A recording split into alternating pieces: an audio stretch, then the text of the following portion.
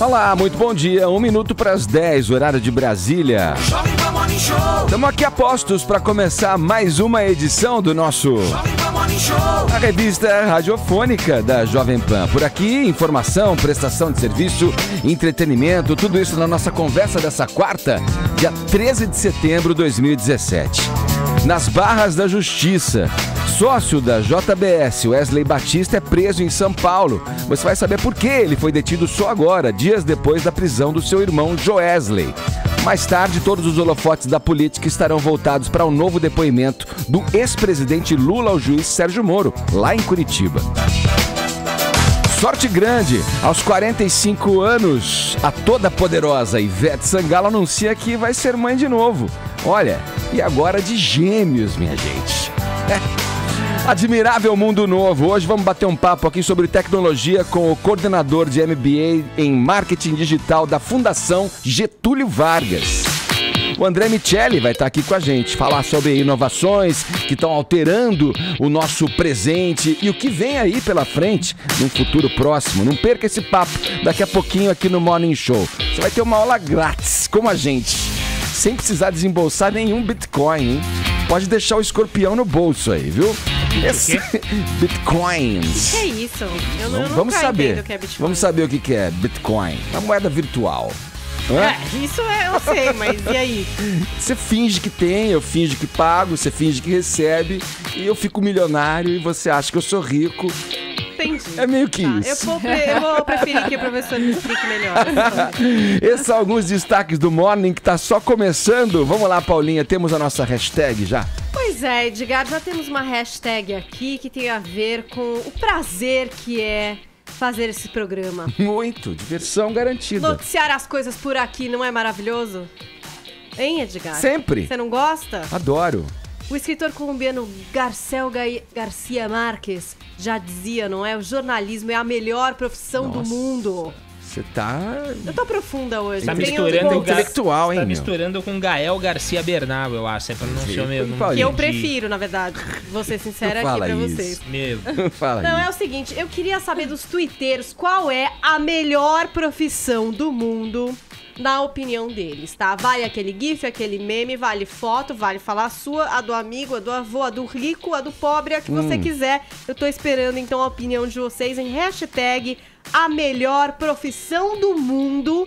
Vamos para os assuntos mais comentados do Brasil. Chamo os parceiros do Neymar pra participar também. Se é que você passa a profissão. Aí. Acertou na mosca. Teve um cara aqui que já colocou, o Léo Oficial já participou, já mandou essa. Mandou É essa. fácil, ser parça do Neymar. Participem aí, hashtag a melhor profissão do mundo aqui no Twitter. Olha aí, aqui como o cardápio para sua participação é variado, você pode também responder a mesma pergunta. Qual é a melhor profissão do mundo? Pelo nosso WhatsApp 11-931-17-1009. Diga pra gente o porquê, tá bom? Seja objetivo, pode mandar mensagens em áudio ou em vídeo. No mais, você pode ver o Morning Show, além de escutar pelo rádio, você pode ver pelo aplicativo da PAN, pelo nosso portal jovempanfm.com.br, pelo nosso canal no YouTube, que é o youtube.com/morningshowjp, e ainda acessar todo o conteúdo extra no nosso perfil do Facebook. Estamos nas redes. Olha aí, vai lá no Facebook, se gostar, deixa o seu joinha que a gente vai ficar feliz. Todos convidados a passarem a próxima hora e meia colados aqui na Jovem Pan.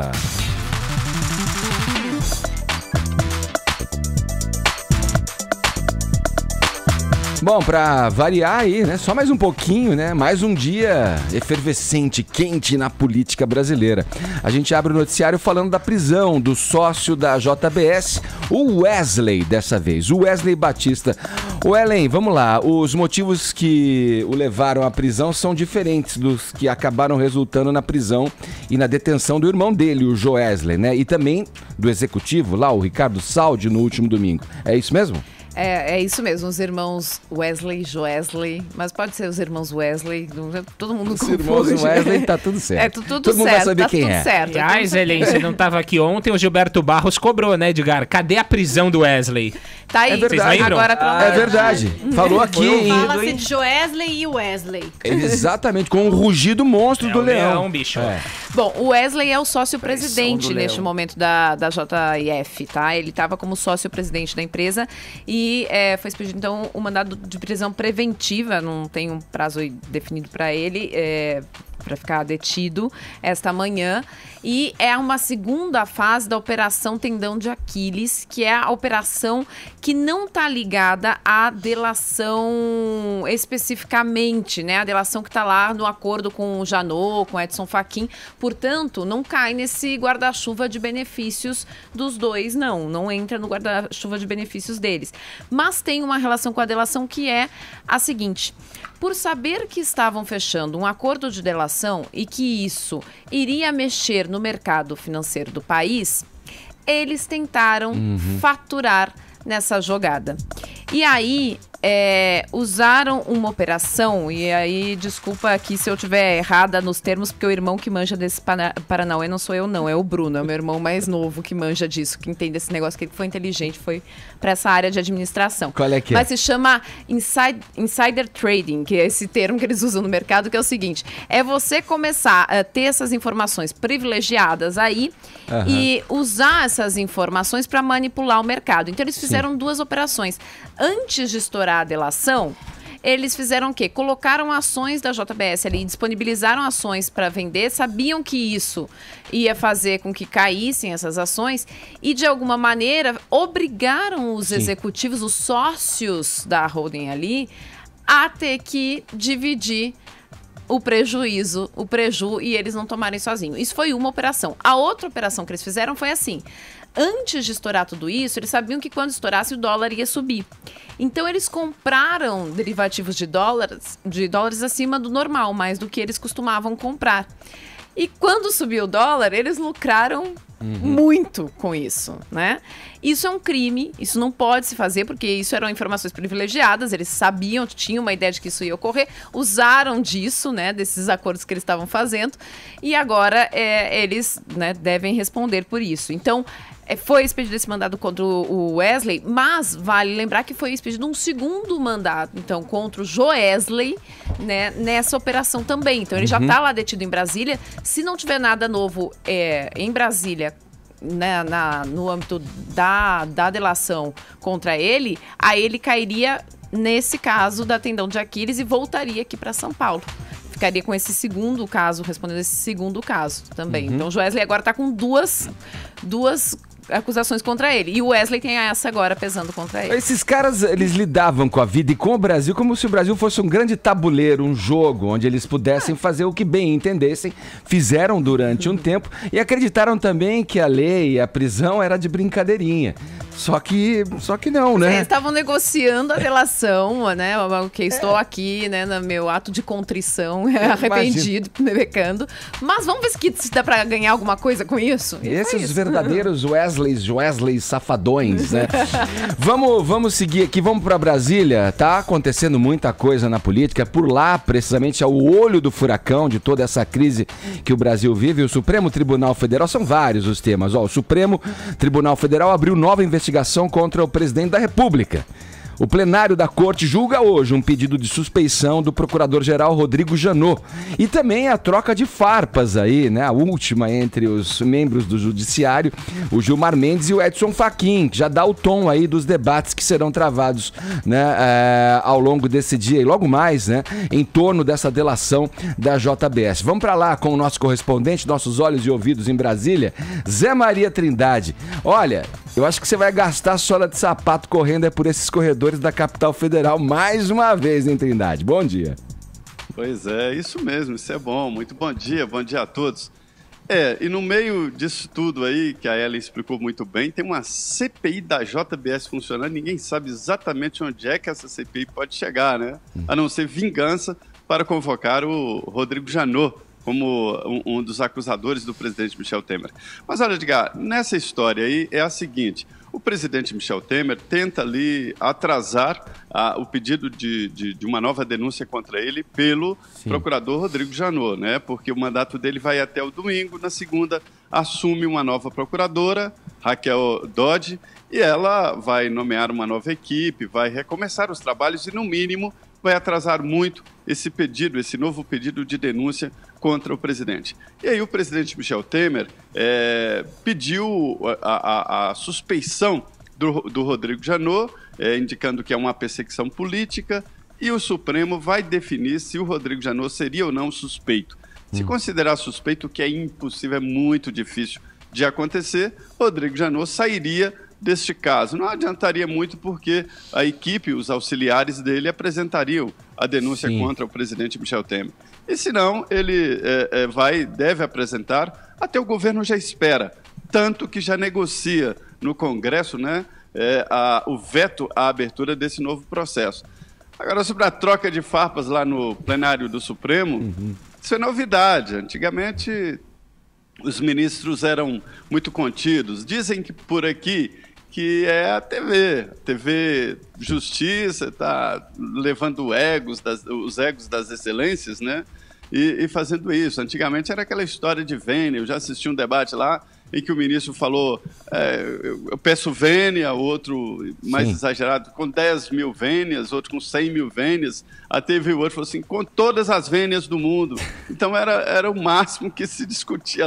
Era quantas vênias o ministro pediria. Agora não, a coisa descambou e o debate promete, viu? Quando houver ali um debate de mérito da Lava Jato, haverá também respostas ríspidas e cobranças no plenário do Supremo. Essa disputa pessoal entre os juízes do Supremo aí, há pouco tempo, que há alguns dias aí, o Marco Aurélio Mello também falou que tinha diferenças primordiais, assim, com relação ao Gilmar Mendes, né? O Trindade, com essa temperatura elevadíssima aí em Brasília, dá para fazer algum tipo de prognóstico aí de como a gente vai terminar esse dia aí, como esses fatos aí vão ser resolvidos, se é que vão ser resolvidos? É muito difícil, mas pelo menos uma indicação. Olha, Edgar, o Joaquim Barbosa foi o primeiro a se levantar e gritar no plenário, né?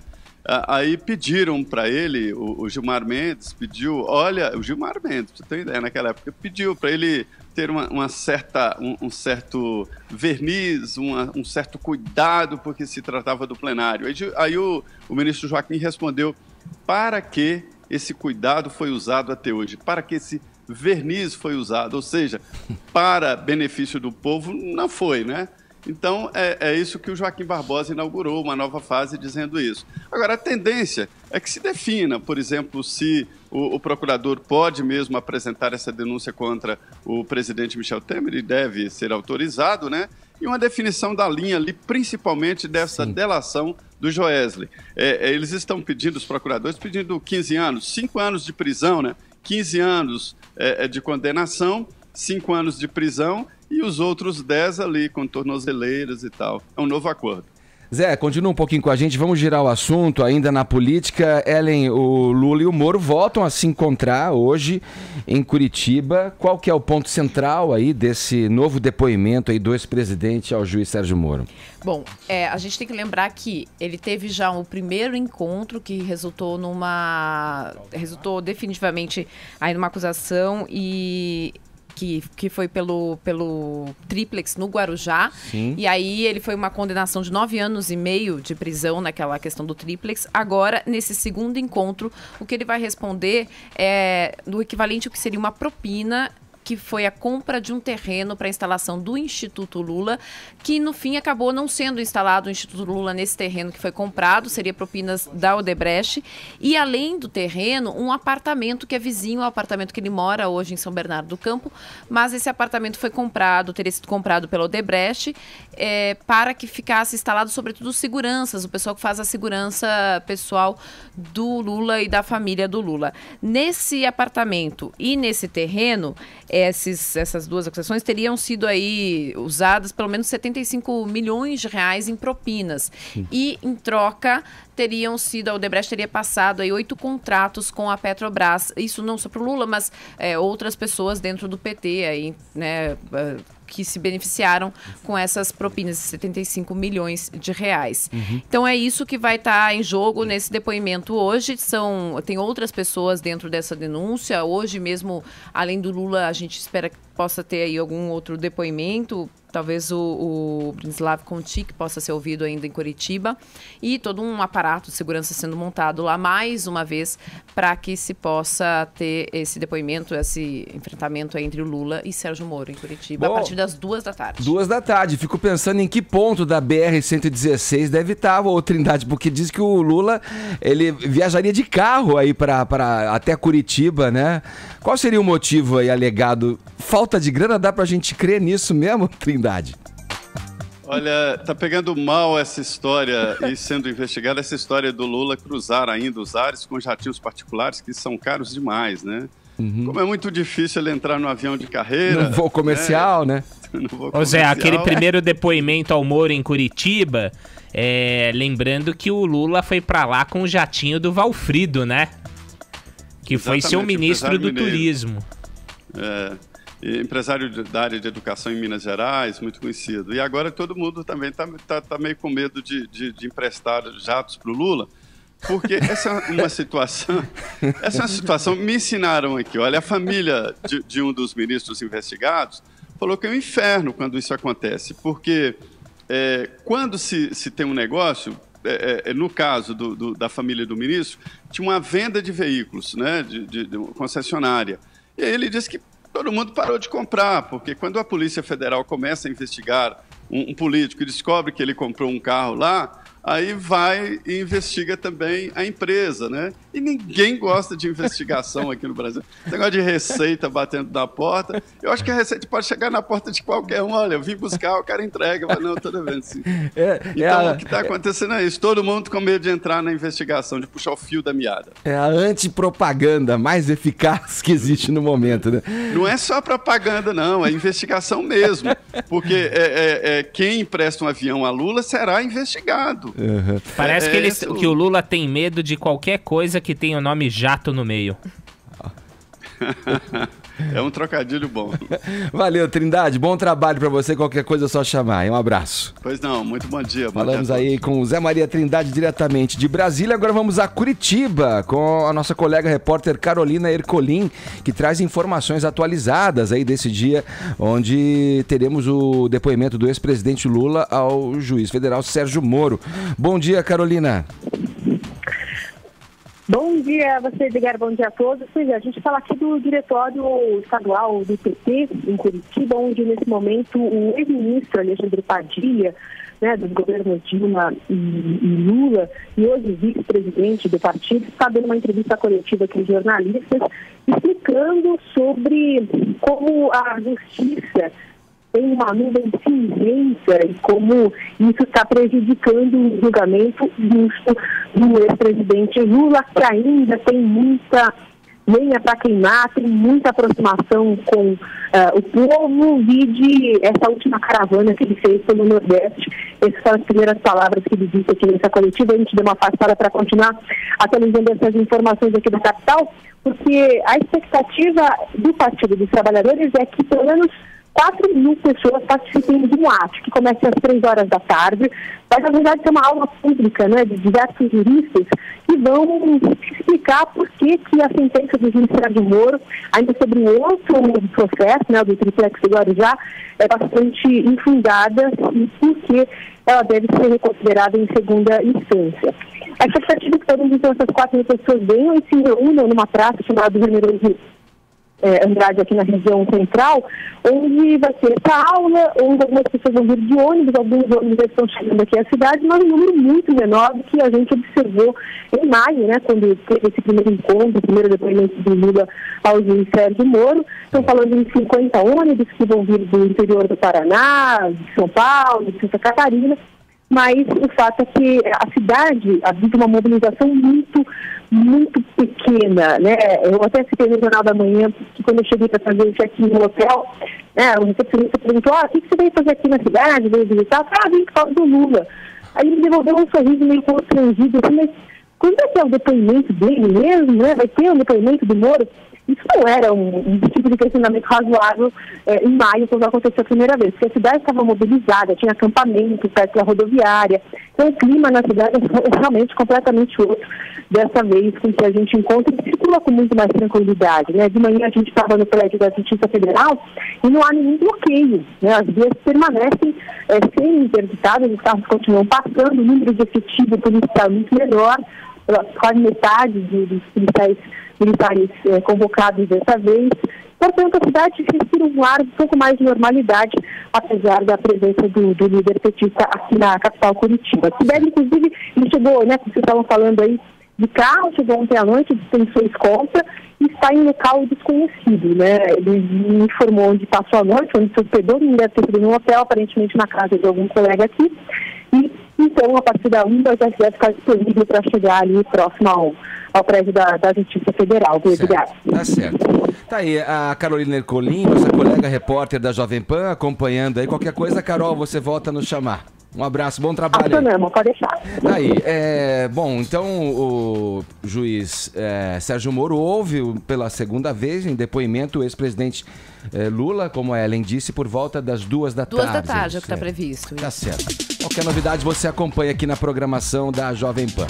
Vamos lá, girar o assunto. Vocês se lembram do Laércio? Se eu falo Laércio, o que vem à cabeça? O Vini deve ter mais facilidade para se lembrar desse nome aí, né? Não boas lembranças, né? Pois é, o ex-BBB foi condenado... Nossa, aquele da Barba Azul. Barba Azul. Então, 12 anos de prisão.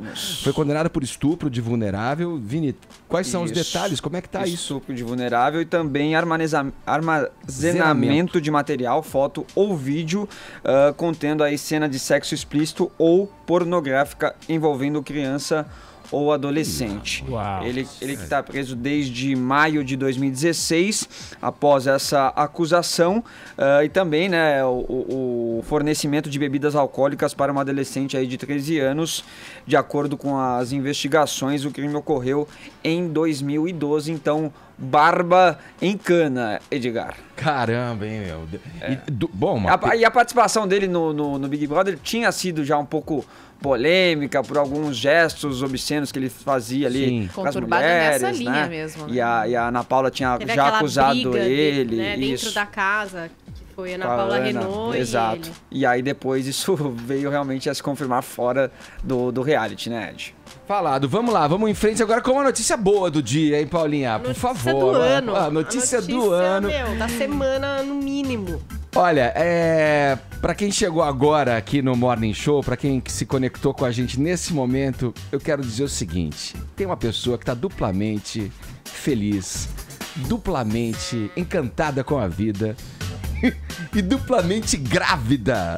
E vai entrar para o seleto grupo do qual fazem parte aí o George Clooney. Vamos lá, Paulinha, me ajuda. Beyoncé, Fernanda Lima, Edgar Piccoli. esse que vos fala. Olha aí, vai ter gêmeos a mulher? E Veveta está grávida, hein? Porra! Gêmeos aos 45 gente importante anos. tendo filho, hein? Vamos aplaudir a nossa claque. Demais, a nossa claque eletrônica fica feliz. Olha aí, ó. Ela divulgou com foto no Instagram, pouco antes de participar da coletiva do reality show The Voice Brasil, do qual ela vai ser jurada. Acho que a barriguinha já tá aparecendo, como a gente vê na foto, né, Ed? Não daria pra explicar. Já pulou ali, uma azeitoninha. Então, ela já falou e fez aquele post super bem humorado, né? Ela falou assim, gente, não sei por que essa calça não fecha. Aí pôs risadas lá, ela tá grávida.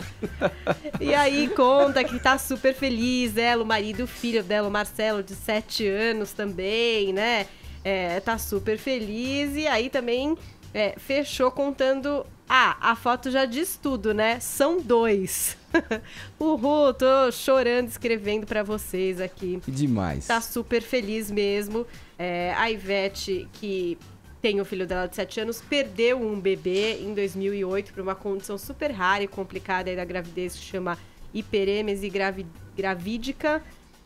E agora tá grávida de gêmeos. A gente imagina que seja de quanto tempo, mais ou menos? De 12 semanas, né? Que é quando os médicos já falam, olha, agora você já pode divulgar, falar e tal. Firmou. Exatamente. Aí você pode fazer uma continha mental aí e imaginar que esses bebês vão chegar perto ou no carnaval. Então, vamos ter que trabalhar com essa informação agora de Tudo a ver, Veveta né? estar indisponível no carnaval, Filho né? da Ivete Sangalo nascendo em cima do trio elétrico. Né? Quase isso, né? Verdade. Que legal. A Ivete já participou agora de uma gravação pro The Voice especial que vai ficar na Globoplay. Então tava ela, o Michel Teló, Carlinhos Brown, Lulu Santos e também os participantes de outras edições do programa. E durante ali essa participação dela, ela cantou aquele abraço do Gilberto Gil. Ela também se emocionou muito cantando Se Eu Não Te Amasse Tanto Assim. E aí todo mundo, Ivete, sabe assim, todo mundo felizão por ela mesma. E o Thiago Leifert falou uma coisa assim, falou o seguinte, ó, eu tava falando que o mundo tá muito ruim e você precisa repovoar o planeta. Sou super a favor de você espalhar Ivete Sangalo pelo mundo, disse Thiago Leifert pra ela. E aí eu tava lendo o jornal hoje, Ed, e eu não sei, acho que foi por acaso, não sei. Eles estavam com essa matéria na manga e resolveram publicar na Folha de hoje. Foi. Tinha uma matéria especial sobre gêmeos, super extensa, falando de um livro novo de uma americana que chama Nancy Siegel, que é uma especialista em gêmeos e que trazia várias curiosidades e perguntas que as pessoas normalmente têm sobre os gêmeos. Acho que foi uma matéria especial para Ivete Sangalo. Tinha várias coisas muito curiosas, tipo contando, por exemplo, que ainda é muito raro o nascimento de gêmeos, principalmente univitelinos. Então, 1 em cada 80 nascimentos... gêmeos. No caso da Ivete foi inseminação artificial, gente, mas que é uma coisa mais comum, principalmente quando a mulher passa dos 40 anos, guarda os óvulos, faz a inseminação pra garantir aqueles óvulos de qualidade e tal. Mas ainda é muito raro aí ter os gêmeos, aí tem coisas, por exemplo, você acha que o DNA dos gêmeos, Edgar, é ou não idêntico? Você que é pai de gêmeos. Caramba, mas... O DNA é idêntico. Se são univitelinos? Univitelinos. Acho que não. Não é idêntico mesmo. Mutações sutis acontecem ali nesse óvulo, o que garante, por exemplo, muitas diferenças. Impressões digitais são diferentes, não são iguais. Um ter uma doença não quer dizer que o outro também vá ter, mesmo que seja congênita ali, de dentro da barriga. Agora, mais perguntas que todo mundo faz. Irmãos gêmeos são mais próximos? São mais próximos de fato. Tô passando no teste. Agora, você acha que eles têm alguma coisa assim, tipo... Os univitelinos, né? Os univitelinos, eles são telepáticos, você acha? Eles têm alguma coisa, um sente aqui, o outro sente ali? Acho que não. Acho que é mais folclórico. Não mesmo, ainda tá ali na ficção. O Arcon também é pai de gêmeos, pô. Ele tá respondendo tudo certo também, olha lá. Ó. Mas são bi, né? Bivitelinos. São bivitelinos. Como as minhas.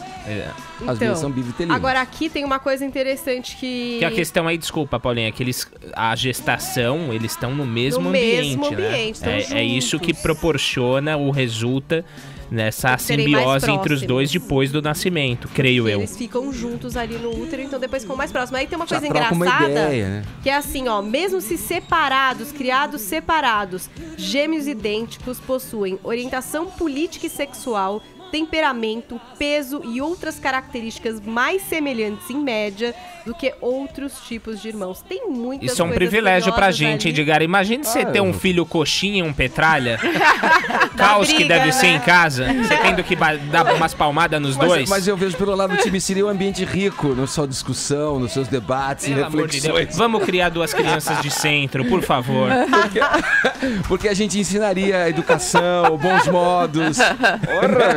Pois é, então tá a dica aí. E conviver com os diferentes, com a tolerância, né? A dica pra Veveta é ler essa matéria na Folha. E quem gosta de história de gêmeos serem iguais ou diferentes, tem um filme muito legal na Netflix que chama What Happened to Monday e que traz aí um caso totalmente atípico de 7 gêmeas, tá? Nossa, é no futuro, caramba. Em 2076. É um filme muito legal, tem o William Dafoe. É bastante interessante. Então fica a dica, Veveta, muitos gêmeos aí na sua vida, aprendendo muito sobre ter gêmeos. Faustão tem gêmeos também ou não, Faustão? Você tem gêmeos, Que eu Faustão? saiba não, meu. Me arruma não. Já tem vários filhos também, não tem, Faustão? Olha quem tá falando. O rei dos filhos aí. Dá hora certa pra gente. Tá grande, Ed, hein? Não para quieto. 10h28, horário de Brasília.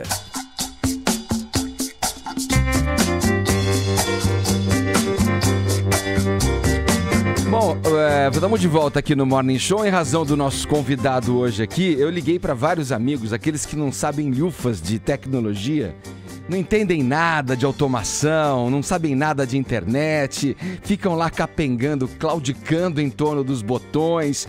E falei o seguinte, ó, vocês têm que acompanhar o Morning Show de hoje. Acompanhem o Morning.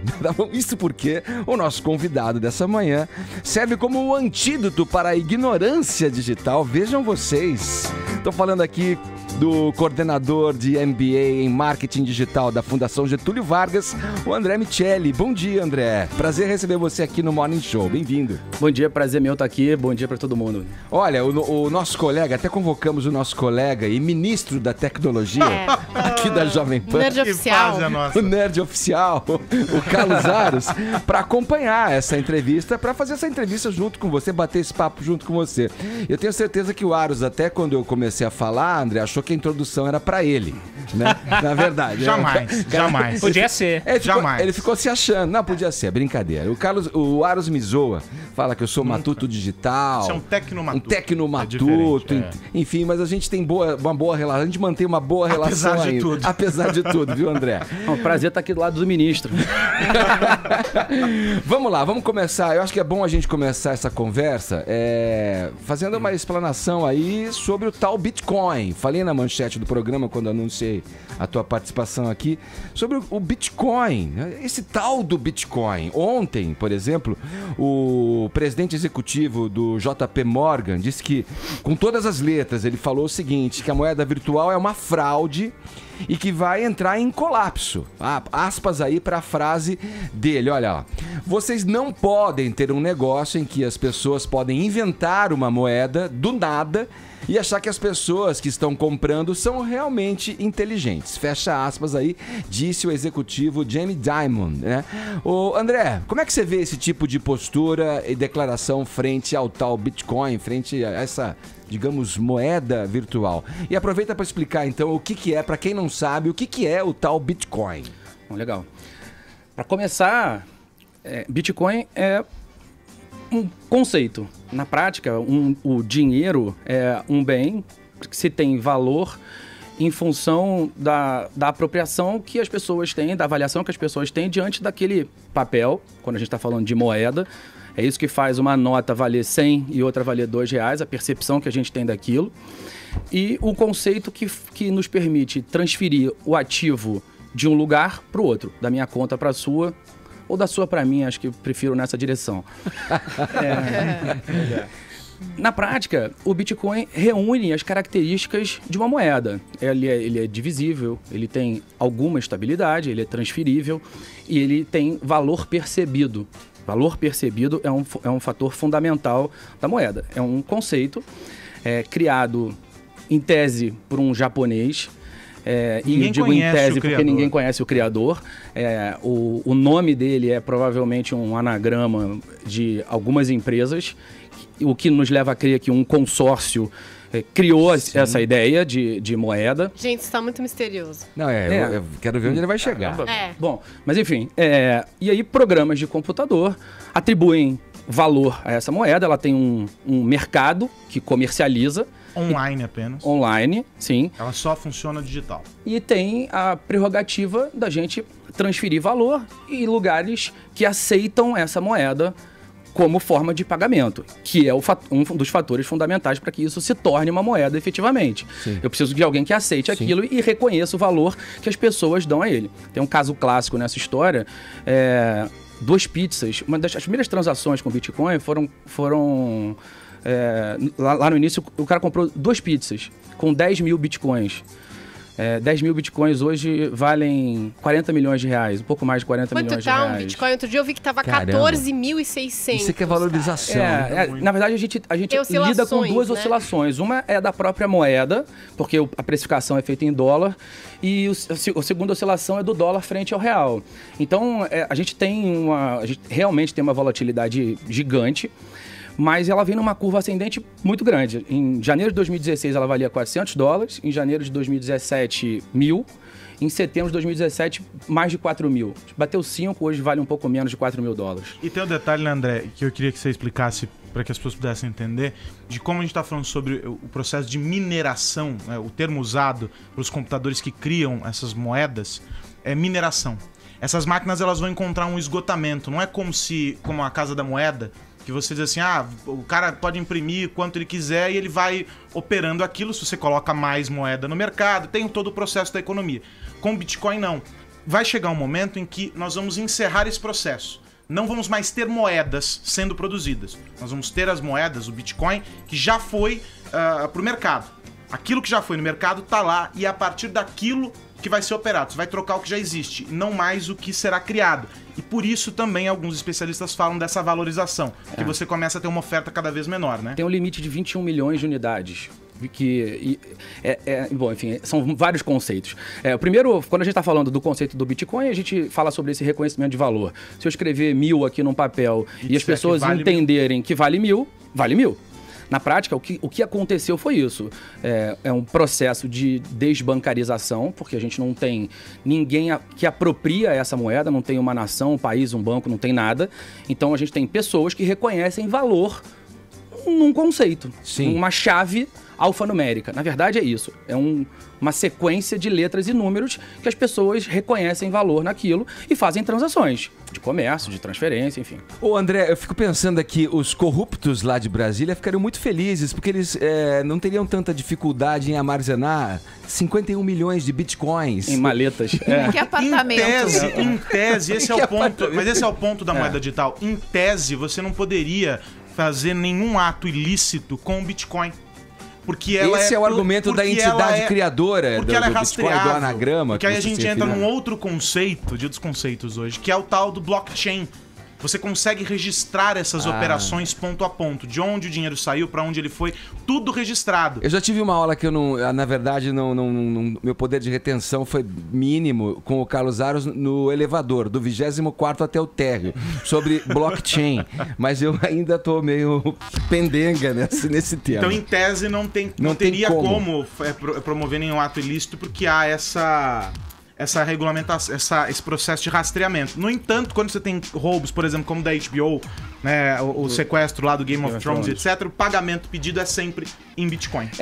Na verdade, assim, o blockchain, em pouquíssimas palavras, é um livro caixa. Sei. Saiu de A, foi para B. Pronto, é um registro. Sim.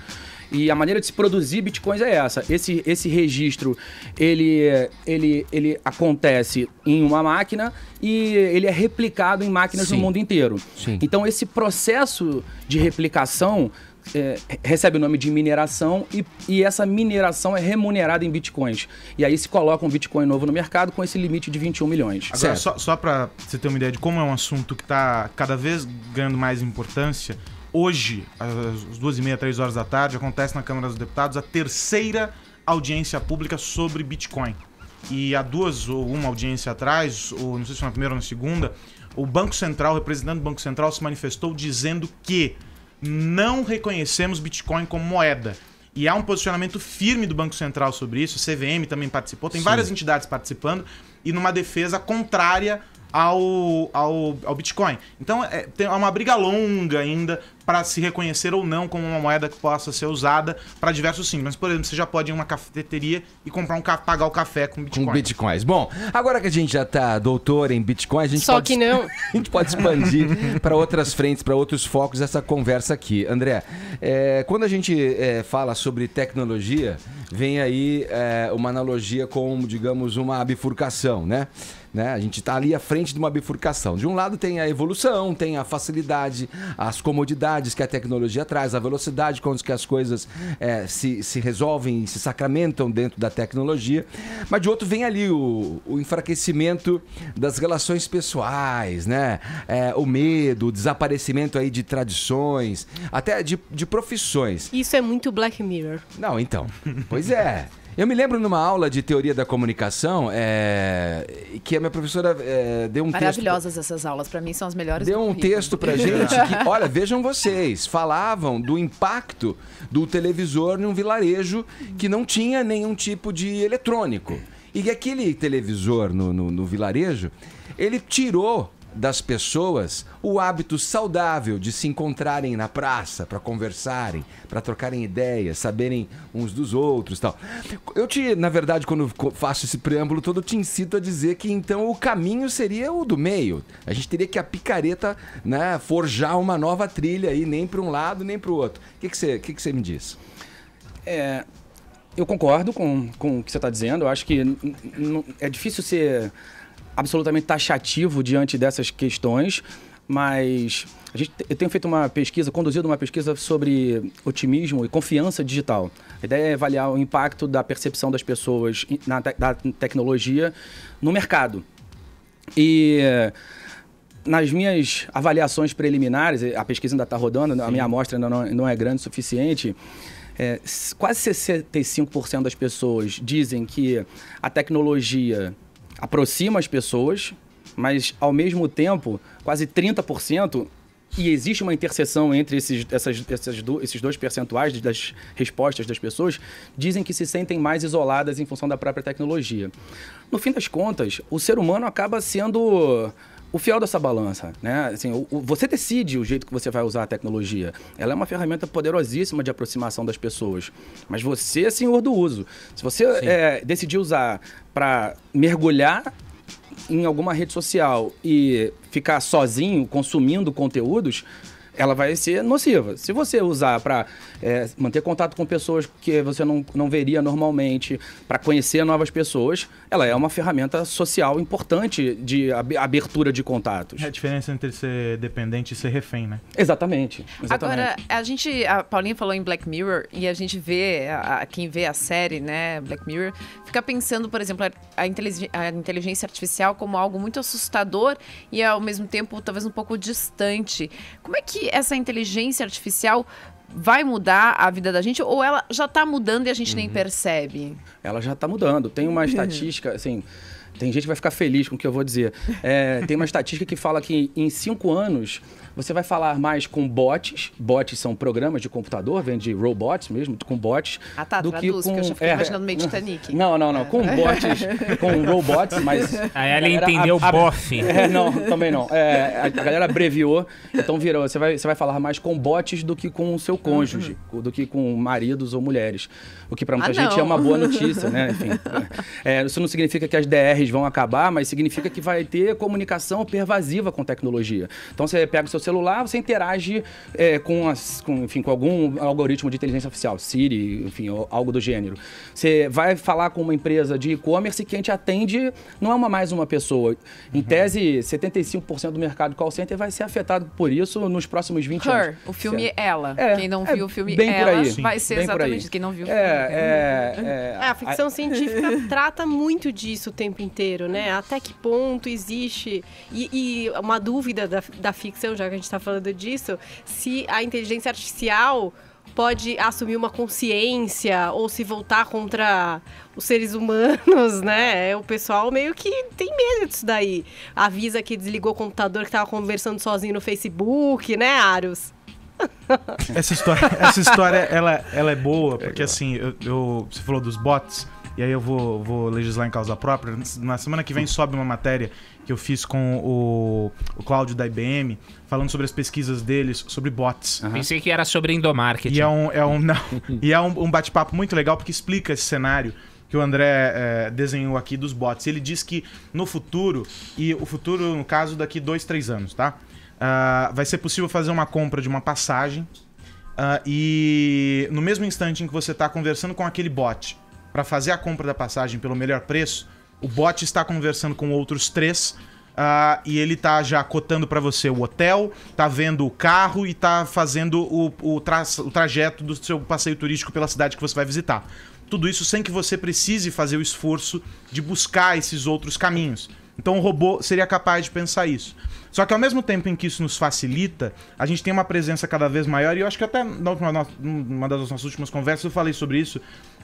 Tem uma pesquisa que mostra que algumas fábricas da indústria automobilística, quando as máquinas são colocadas ao lado de humanos, os humanos estão pedindo demissão, não é porque as máquinas substituíram a atividade deles, mas é porque eles se sentiram ameaçados por aquilo. Há um incômodo em trabalhar com as máquinas e o cara pede demissão.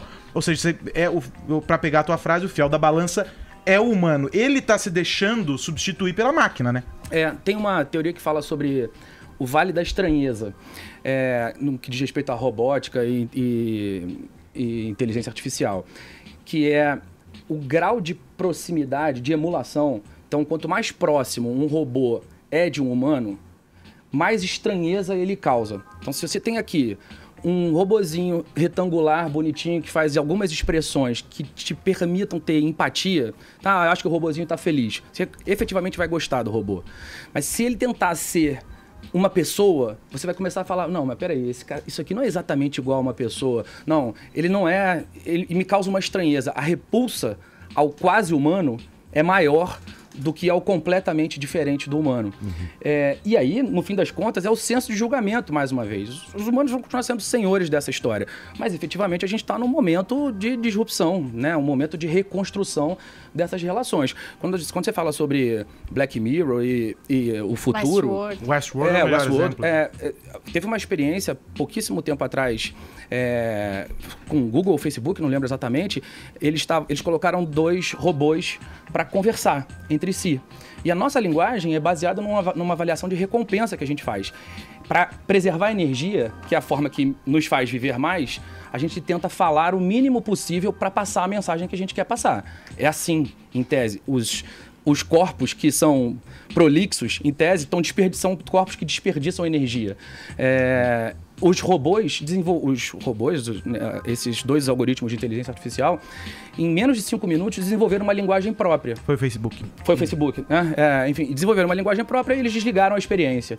Então, a gente está num momento de reconstrução, efetivamente. Bom, a gente está falando aqui com o André Miceli, ele que é o coordenador de MBA em Marketing Digital da Fundação Getúlio Vargas. Obviamente falamos sobre tecnologia. Daqui a pouco a gente segue no papo, agora 10h49, horário de Brasília.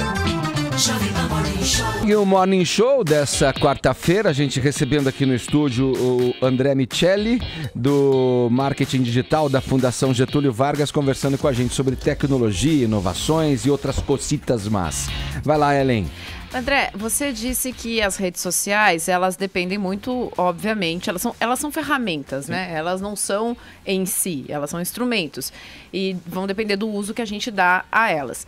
Mas eu queria saber se existem estudos e o que eles dizem sobre o fato de por que elas acabam servindo como cenário e voz tão forte para os nossos instintos mais primitivos. Porque, assim, todos nós temos um lado meio esgoto, né? Todo mundo tem um lado que não é bonito, que a gente não mostra. Mas eu não vou soltar esse lado aqui na conversa do dia a dia, do escritório, e às vezes nem pro meu melhor amigo eu vou soltar aquele instinto mais primitivo.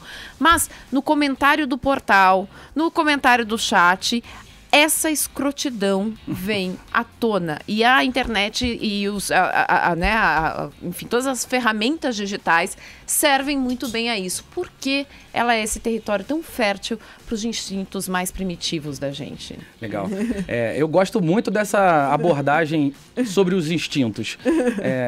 A gente chegou até aqui, na verdade, existimos para perpetuar os nossos genes, né? Uma conversa sobre genética, comportamento humano. Isso norteia boa parte de tudo aquilo que a gente faz. Quase tudo aquilo que a gente faz está pautado em gerar descendentes e fazer com que esses descendentes gerem descendentes. Assim, Richard Dawkins, né? Assim, vamos preservar o nosso DNA.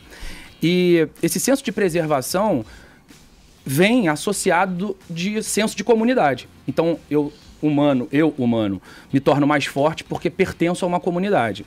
Isso explica a adesão maciça dos seres humanos, independentemente de classe, gênero, idade, nas redes sociais. Então, a gente vive em grupo uma reprodução da comunidade, na verdade, um alargamento da comunidade. As redes sociais permitem que a gente tenha a percepção de fazer parte de algo maior do que a gente fazia até que elas existissem. Então, esse é um ponto que é importante para que elas façam o sucesso que fazem.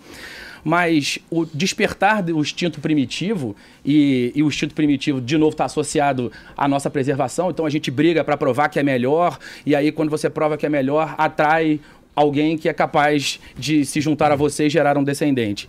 E esse instinto associado à proteção e ao anonimato que a tela traz faz com que a gente efetivamente, que nós nos tornemos homens das cavernas nesse momento e usemos os nossos tacapes pelas redes sociais. Castells ainda é a melhor pessoa para se falar sobre isso, quem gosta de ler, mas não é o Castells ainda é a melhor pessoa. Ainda tem outras pessoas boas, quem gosta de ler sobre isso. Eu acho, assim, tem... Rede de indignação ainda. Tem algumas, o Pierre Levy é um cara que fala sobre essa abordagem, sobre o que é virtual, porque Leiam cybercultura. Essa fronteira é muito tênue, né? Então eu acho que todos os autores humanistas e os biólogos são leituras importantes para quem quer entender. Paulinha já leu todos esses aí, né, eu leio demais. Eu queria saber sobre esse anonimato que tem na internet. Até quando, né? Porque eu acho que essa história de ser anônimo é o que realmente mais alimenta e dá a liberdade do cara ir lá e falar o que quiser, o que bem entender. Ter essa noção ainda de que a internet não tem lei, não tem norma, faço o que eu quiser, falo o que eu quiser. Para o futuro, vocês que estudam isso, o que é? A gente vai ser um indivíduo com um cara mesmo para bater na internet? Né? Exatamente. Porque aqui eu não falo o que eu quiser. Se eu falar, eu tô aqui. O Arcon muitas vezes me bate. A Ellen me xinga, entendeu? Eu tenho que lidar com a minha realidade. Agora, na internet, a gente um dia vai deixar de ser anônimo e, de fato, a gente vai ser um indivíduo ali? Essa pergunta também é muito boa. A gente... Longa, né? Longa, mas é boa. É que eu quis falar mal de você durante Não deixa mais longa ainda, gente. Deixa ele falar. Fora a minha vida na FGV, eu sou sócio de uma empresa e a gente desenvolve inúmeras intranets de grandes empresas. E a nossa avaliação é que quando você bota a foto do funcionário do lado de tudo que ele fizer, o comportamento dele muda drasticamente. Então, sim, esse anonimato permite que a gente haja de forma diferente. Deu o nosso pior. Mas há uma falsa sensação de anonimato. Porque no fundo, não há anonimato.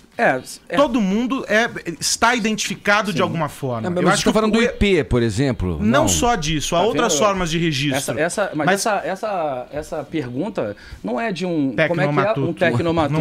Não é. Desculpa aí. Ele tá com o Google aberto ali. Mas na verdade... Eu sempre enganei bem. Mas é que todas as áreas. Eu digo que é uma falsa sensação, porque parte de um lance básico e simples, que é a educação.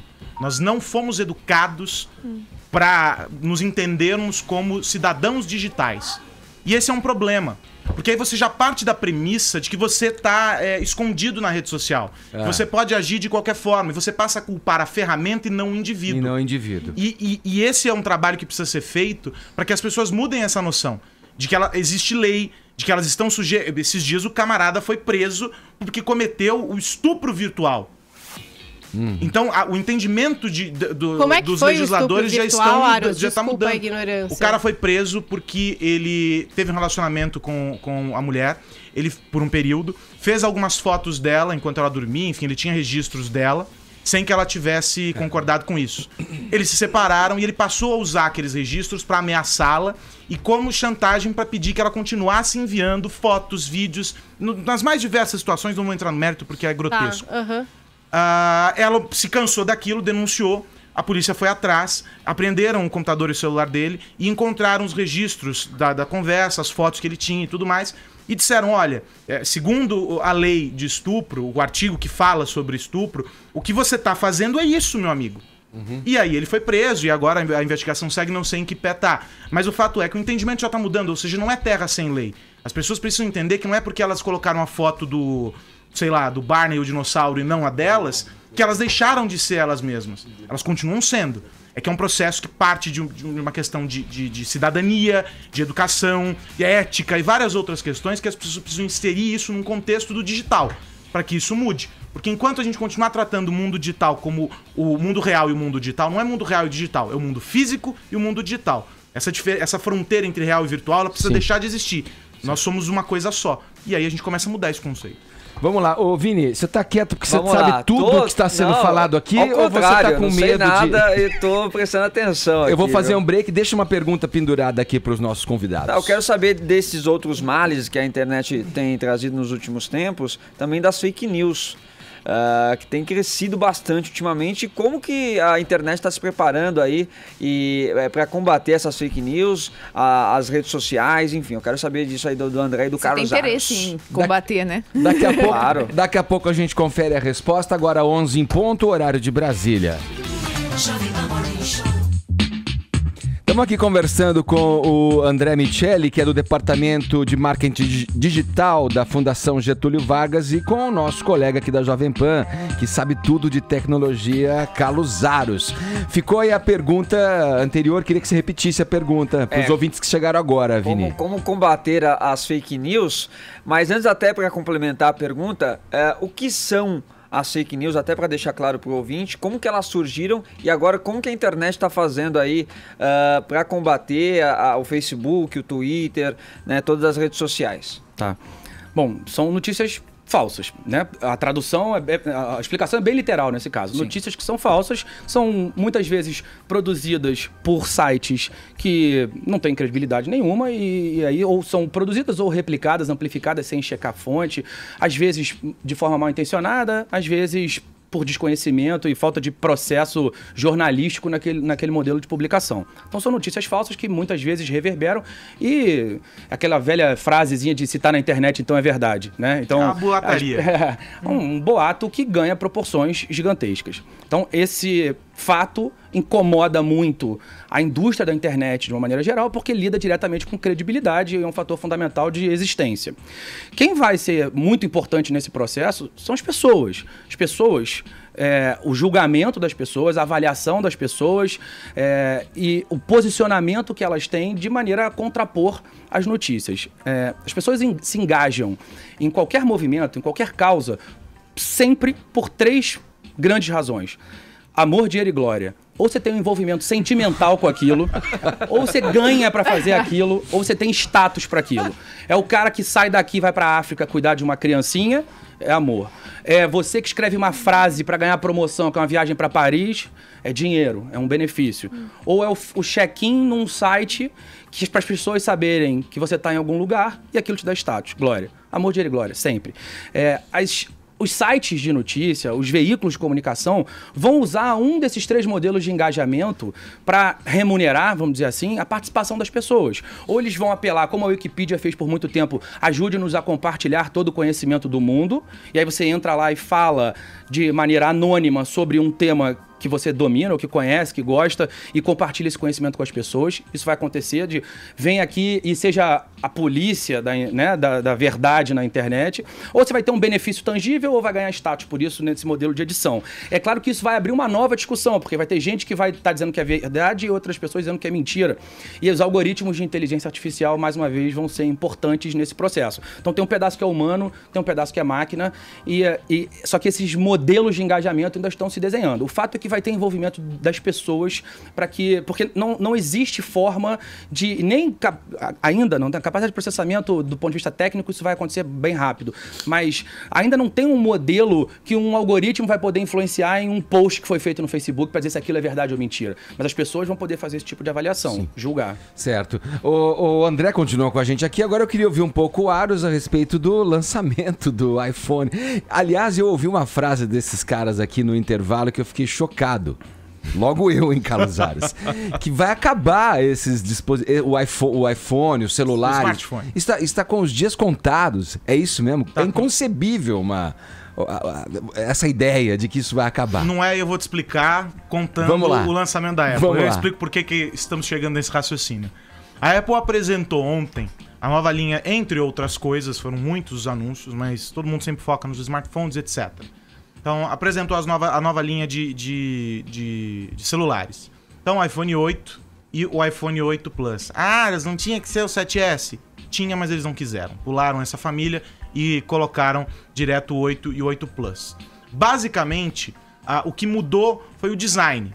O interior quase o mesmo, o processador tá melhor, um desempenho aí, sei lá, 50%, 60% melhor do que a versão anterior. Pô, mas então, é bastante isso. Mas pro usuário final, eu sempre digo isso, a experiência do usuário é o que conta. Melhorou 70%. Você consegue medir isso quando você abre o Facebook no seu celular? Sei lá. Ninguém consegue, é o uso. Melhorou 70%, é uma melhora significativa. Mas no dia a dia, o que eu quero dizer é o seguinte, no dia a dia, que é o que conta, só o cara que se debruça pra fazer testes, ele consegue perceber. O usuário médio, nós aqui, vou bater um texto para subir no blog, não vai mudar a nossa vida. Né? Precisa ter uma diferença muito longa de uma geração para outra. Por exemplo, quem tava com 5 ou 4 e comprou o 6... É a experiência na prática. Exatamente, é o uso, é o cara que tá no dia a dia ali. Para esse cara, você dizer que melhorou 70% é nada. Sim. Porque ele vai continuar abrindo o Facebook dele do mesmo jeito que ele abria, vai fazer check-in no não sei aonde... E nada mudou. É isso que eu tô querendo dizer. É o cara feio que melhora e continua feio. Mais ou menos isso. Eu tô falando sobre experiência de uso, né? Claro que os colegas que acompanham, fazem o jornalismo de tecnologia e fazem avaliações técnicas, para eles esse 70% tem um peso gigantesco. E aí a gente pula pra família, pro Premium, que é o iPhone X, ou X. Sim. Que é o grande lançamento. Por quê? Porque esse aparelho, que é o que tá na tela para quem nos acompanha com imagens, esse aparelho é a edição comemorativa dos 10 anos do iPhone. Em 2007, o Steve Jobs apresentou o iPhone e disse que estava ali apresentando um produto que revolucionaria a forma como nós nos relacionamos com esses dispositivos. Isso de fato aconteceu. O iPhone não é o primeiro smartphone, o celular inteligente, mas ele é o celular que mostrou para as pessoas que é possível sim você se relacionar de forma diferente com um dispositivo. Isso aconteceu e continuou acontecendo. Esse aparelho simboliza tudo isso, é um canhão em termos de utilização, com uma câmera dupla, carregamento por indução, ou seja, ele não tem fio, você posiciona o celular sobre uma base e ele carrega por aproximação. Ele tem a traseira dele de vidro, o design é diferente, borda infinita, não tem, como vocês podem perceber pelo vídeo, esse botãozinho aqui da frente, ó, que é o botão Home. Esse botão desaparece, você não autentica mais por biometria, você autentica por reconhecimento facial. Fui corrigido, inclusive, por um ouvinte, porque da última vez que estive aqui, eu inverti na hora de dizer e falei que era biometria, mas era reconhecimento facial. Então, o reconhecimento facial agora aparece com uma gafe durante o lançamento. Falhou, não funcionou. Não funcionou. E aí, o aparelho é esse. O grande lançamento é o iPhone X. O grande ponto: custará $1.000 nos Estados Unidos, não tem previsão de lançamento no Brasil, só que se custará $1.000, lá chutem quanto vai custar aqui. R$8.000. Sei lá, muito. Vai custar R$8.000 esse celular no Brasil. Eu tô chutando esse dinheiro número. Pra Gedel. 4.000 custa agora um, se você for comprar agora tá 3, 4.000. E aí eu chego no ponto que você falou do fim dos smartphones. A Apple também apresentou um outro negocinho, que é o Apple Watch, o relógio. Sim. E pela primeira vez a Apple colocou um chip nesse relógio que permite que você faça ligações, receba e faça ligações por ele. Sem estar com o seu celular. Tá bom. Isso mostra que o relógio é independente. Então, porque até agora eu não sei, a impressão que eu tenho, me corrija se eu estiver errado, que o Apple Watch ficou meio assim, não pegou muito. Demais, o Apple Watch ele replica as funções do teu celular. Tem que estar com o celular na bolsa. Se vocês me permitem, toda tecnologia, adoção de tecnologia segue uma curva que é razoavelmente previsível. Ela gera um hype. Depois desse topo, existe o que se chama de vale de desilusão, e aí ela se discute a continuidade dessa tecnologia. E acomoda. E ela sobe, eventualmente, ou ela é descartada efetivamente, ou ela sobe e atinge um platô de utilização. Sim. O Apple Watch provavelmente acabou de viver o seu momento de vale de desilusão. Então a gente deve ver uma ascensão na utilização, porque ele está sendo redesenhado e novas funções estão sendo incluídas. E por que o relógio é significativo? Porque ele é um aparelho, um acessório que já está inserido no nosso dia a dia, no nosso contexto. Então você colocar a tecnologia, embarcar um computador no relógio, torna a experiência de uso mais fácil. Você tá acostumado a ter o relógio no teu braço. Você não vira um ciborgue por causa dele. O Edgar usou muito aquele Cássio com calculadora. Ele entende esse conceito como ninguém. Então, é o primeiro passo em direção ao abandono do smartphone, de você ter as mãos livres para estar conectado. Você não deixa de estar conectado, você vai estar conectado em rede social, tudo ao mesmo tempo, só que com a tua mão livre. Então, é o princípio do fim. Alguns especialistas tratam aí os próximos 5 anos como definitivos pra gente saber se o smartphone abandona de de vez o barco ou não. Carlos Aros, André Miceli aqui com a gente. A tecnologia nos diz que o nosso tempo acabou, então eu preciso fechar esse papo. Queria agradecer o André Miceli aqui, que é do Departamento de Marketing Digital da Fundação Getúlio Vargas. Obrigado, viu, André? Eu acho que esse nosso papo foi bacana, porque eu gosto quando entra na questão do comportamento humano frente às novas tecnologias e tal. Bitcoin ainda não entendi muito bem, mas... Mas ele já tá pensando em investir, porque ele quer comprar um barco com Bitcoin, viu? Exatamente. Dá pra entrar nessa ainda. Obrigado, André Aros. Obrigado a vocês. Valeu, gente. Um abraço. Bom dia. Agora, 11 horas 16 minutos, horário de Brasília.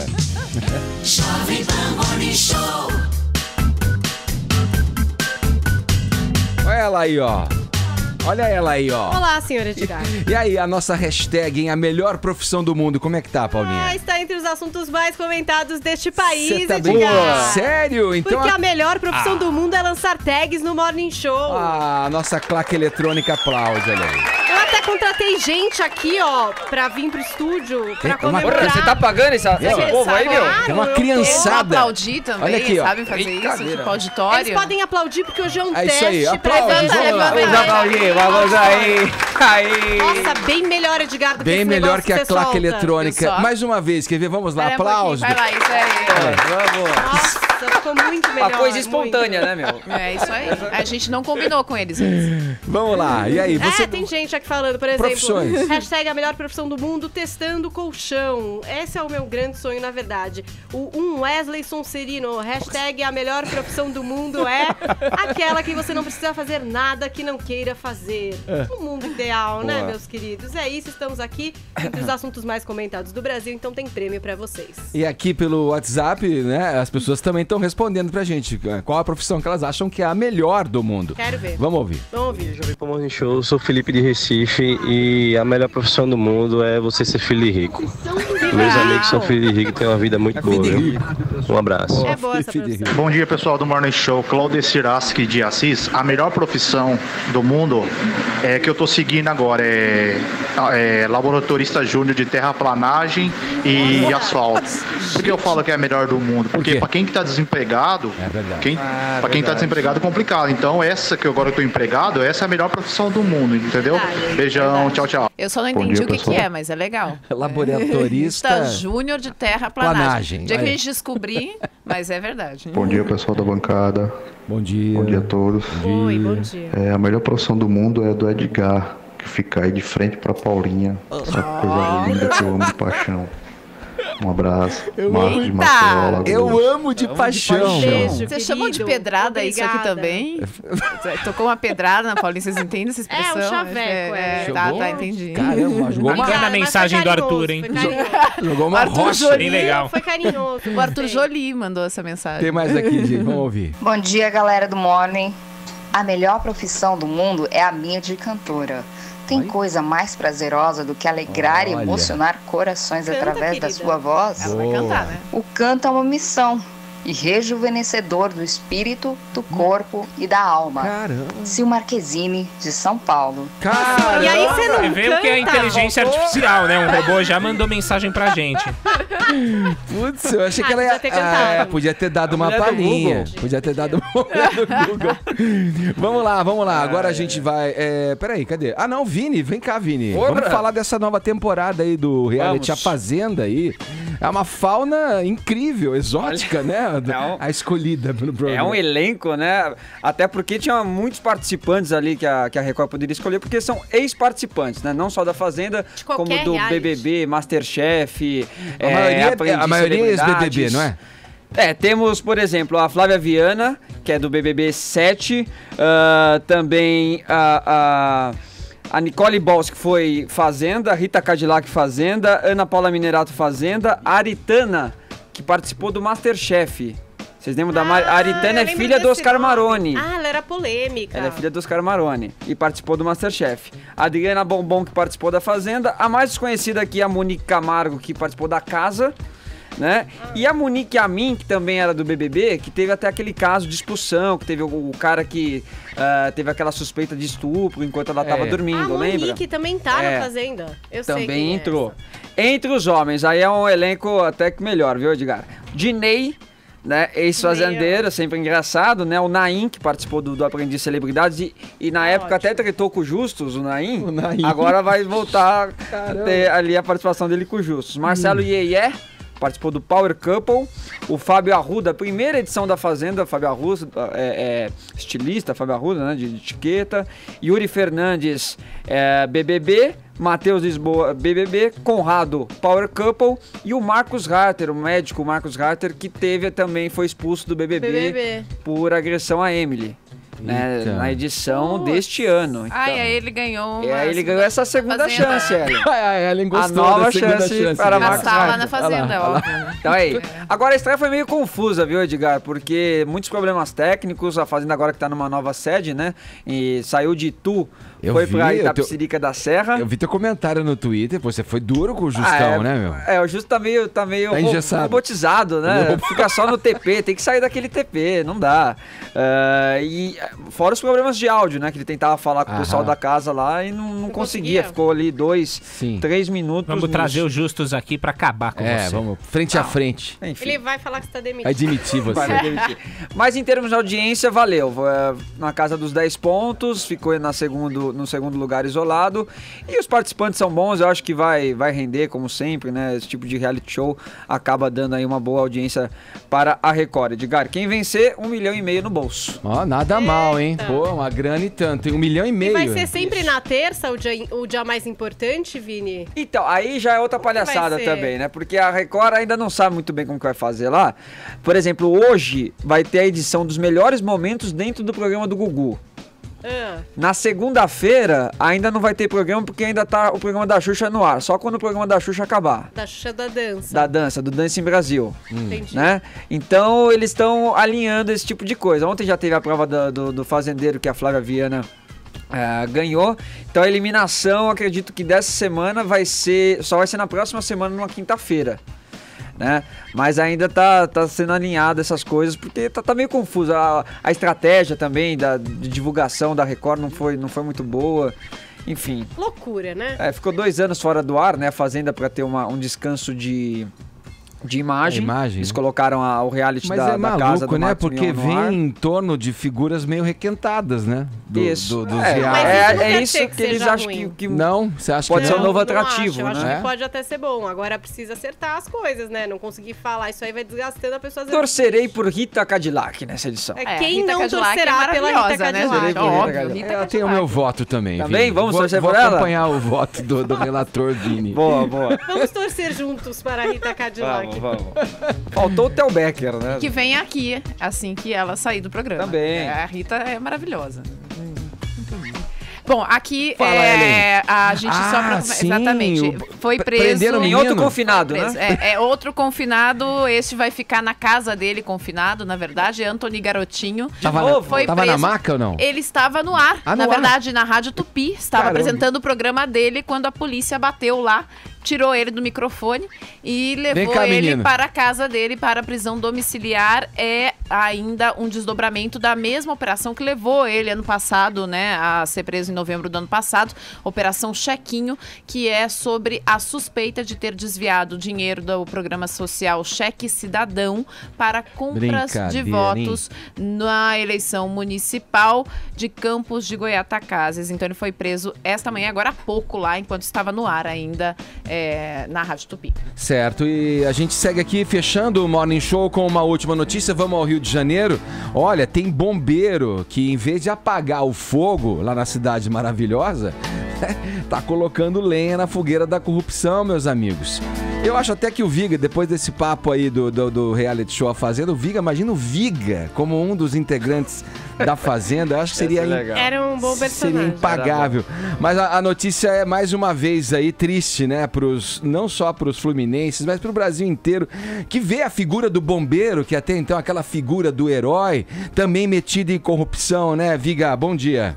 Fala, garotão, beleza? Ia passar o cerol no reality. Porra, que isso, meu. Você ia passar o cerol. Eu sei, sua caída pela Rita é antiga. Qual Rita? A Cadillac? Nossa, mas ela fez uma lanternagem? Como é que tá? Não acompanhei, rapaz. Lanternagem? Funilaria, né? Não, é lanternagem, enfim. Ô, meu cara Edgar, pegaram o garotão aí, eu tava vendo seus comentários. O garotinho, esse é um caso antigo do ex-governador do Rio de Janeiro.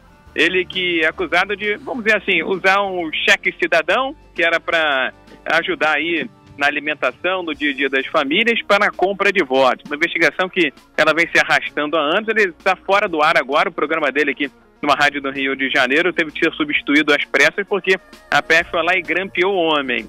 Já que estamos falando das agruras e sofrimentos aqui do estado do Rio de Janeiro, literalmente o Corpo de Bombeiros está com fio queimado, viu, meu caro Edgar? Era a última das instituições, ainda não será atingida e acabou sendo afetada, está com a imagem chamuscada, porque 34 foram presos nas últimas horas, acusados de cobrar propina de comerciantes, de donos de estabelecimentos comerciais. Você precisava de um alvará, de uma autorização, tudo ligado à segurança, viu, meu caro Edgar? E tinha que bater na porta do bombeiro, tinha que bater na porta do bombeiro com a carteira cheia, com um porquinho, o rei João Judas, porque senão não liberava nada.